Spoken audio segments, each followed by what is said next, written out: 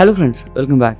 Ready for your .NET Core Dependency Injection interview questions? So we have got you some important 5 essential questions lined up, breaking down how services are managed and guiding you to the best answer from the options. So let's get started.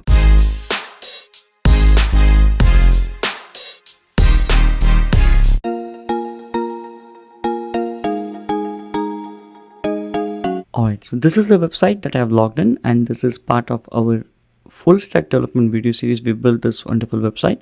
So what I'm going to do is I'm going to go to the course and select the .NET, and I'm going to focus only on the dependency injection. So I'm going to click on start the test, agree.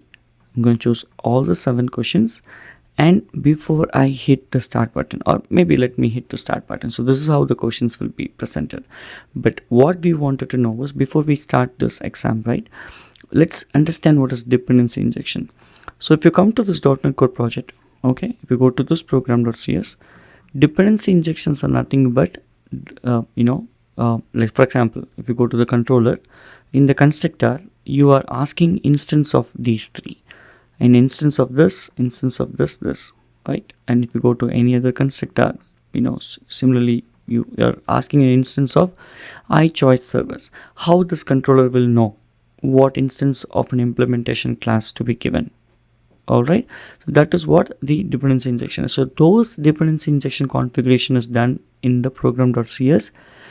We will always say builder.services.dat, whatever. Right, whatever dependency services that we are configuring, it's all here, be it DB context, be it add controller, whatever it is. That's what called dependency injection. So based on that, the lot of important concepts they might ask you. So let's go over one by one. So how do you configure a one-to-many relationship using Fluent API? Not everybody uses Fluent API. That's one of the important user validation API. I think we have also used Fluent API. Literally, this application, whatever you're seeing here, its backend is here, and this uses the Fluent API. How do I tell you, or how do I prove you? You see this? I'm using Fluent validation. Okay, so basically they're saying, how do you do that? That is what they're asking. Basically, Fluent validation is here, D2A validation. Okay, so let's go to the question. So here, one-to-many relationship. So this model builder.entity, okay, where you are configuring this one-to-many will be the answer. I know this may not be usual for everyone, but don't worry, this will be the answer, and it will tell you what is the answer, why, like how you can tell in short. Now next set of questions will be very interesting. Why it is a good practice to inject an interface like my service rather than concrete class? So what are they saying? Let's understand what they're saying. For example, okay, so let's go to this choice controller. Okay, what do we have here? iChoice service, right? So they're saying, hey, why do you do this? You can inject this, right? Like this. You can inject the concrete class itself. Why are you injecting interface based? The reason, because in case, if you want to do a unit test, this class needs to be provided, which means this class, whatever is using, also has to be concrete, and everything is like tightly coupled. Everything is tightly coupled. You're not supposed to use like that. You're supposed to use the interface based implementation. So that's why they're asking why it is a good practice. See, interfaces are faster at runtime. No, that's not the reason. It improves mocking and testing flexibility. Concrete classes can't be injected. It's also wrong. You can inject, but you're not supposed to inject. Okay, so this is the right answer. And why it is, they're saying, see, it's mainly for mocking and testing. You are like, if you write unit test, you can easily mock your methods. You don't need to hard code your methods. Okay, so now let's go to the next one. Which service lifetime is appropriate for stateless logic that should be reused across all requests? Great. Okay, so in the dependency injection, there is something called lifecycle for the services. There are 3 life cycles: transient, scoped, single. See, all the 3 life cycle. First of all, you should know what is life cycle, what these 3 are doing. Then only you will be able to answer this, right? If they ask you a question around this life cycle, you should know what it is. Now, let's go back. Let's go back to this program.cs. let's come here. You look at this. This service is configured as add scoped, but some service is configured as transient. I do not have a singleton, but let me explain you. When a request comes, okay, for example, here, let's undo this. Okay, let's say a request comes to this controller. This service, this interface is being asked, right? So dependency injection will give an instance of this, and then it will use this. So add scoped means whenever a particular interface is asking for an instance, for every single HTTP request, a new instance is provided. Let's say 10 call comes to the same endpoint, 10 each call will have its own instance. So add scoped is for per instance per HTTP call. Remember that. Transient means, let's say I use this service as transient. I inject it here, and let's say this call goes to this service. There also I inject. For every time it is injected in the constructor asking for an instance, a new instance is given. That is what called add transient. Transient means for every single ask, new instance is provided. Singleton means only one time whoever asks first, that instance is provided. The same instance is used across the application, throughout the application, till the application dies. So the application starts, one instance is created, that is given across the application. When the application shutdowns, that instance goes away. Okay, so be careful with the singleton instance. Let's go back and read the question.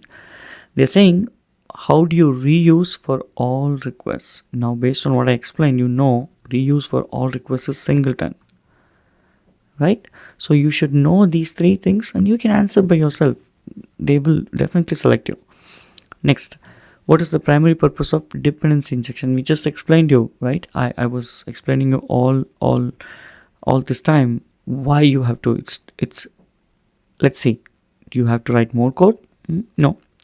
To tightly couple the class? No, it's wrong. To manage object lifecycles and dependency? Yes.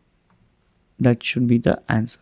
Okay, so you have a short interview answer, explanation, you have a reference link also in case if you want it.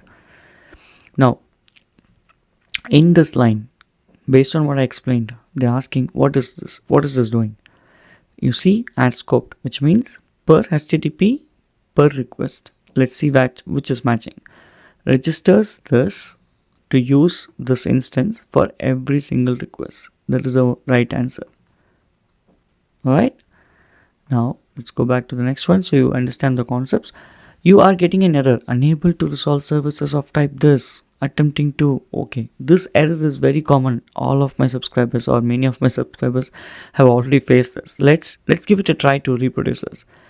Now, what I'm going to do, what is this? Okay, so this uses choice services. Let's go back here. Okay, let's see where is this here. Let's say I forgot to do this. Okay, I'm going to run this. This is very common. When you run this in a Kestrel mode, it will build and run. It will try to run actually. See what happens, right, in .NET Core. When it is trying to build and run, it will try to construct all the services. So there is a controller, it will try to construct the services. But by the time it is trying to construct, it will figure out that something is missing. Okay, so totally I forgot to configure a service, but I use that service in one of the controller or any of the other services. I'm trying to inject a service. So now it will show us that error. Let's take a look. Alright, I just disabled in one of the services in another project, and you can see here some services are not able to construct it. Basically, it is trying to tell you that, hey, you were trying to use a service, but it was not able to construct because you didn't declare it in the DI. It won't tell you explicitly, but if you see this kind of an error, that is what it is. You see this, unable to resolve service for IMapper. What did I do? All I did is I came here, I just commented this. If I uncomment this, it will work because this automapper, right, has been used in the application, and of course it will not be able to construct. So if you encounter such error of errors, you should know what you have done. So basically here if you get this kind of error, what is the problem? So you injected a private, you forgot to add the service in this one. That is what the answer is. Okay, see, this usually happens when the service isn't registered in the DI container. Exactly whatever I explained you. Now you have a service that makes use of DB context. What lifetime should you register with the service? Can we guess? It is not Singleton, because if Singleton happens, what happens? It will be a problem for other requests, right? Transient, too many requests. It should be scoped, because for every single HTTP request, we need a separate instance for the DB context. Where is this configured? Again, let's go back to program, and here itself we can see this is how you configure it. Okay, now I hope you enjoy this video. If you come here, please give me honest feedback of how you felt. By the time you come here, either new questions will be added, or you can test yourself with the different exams.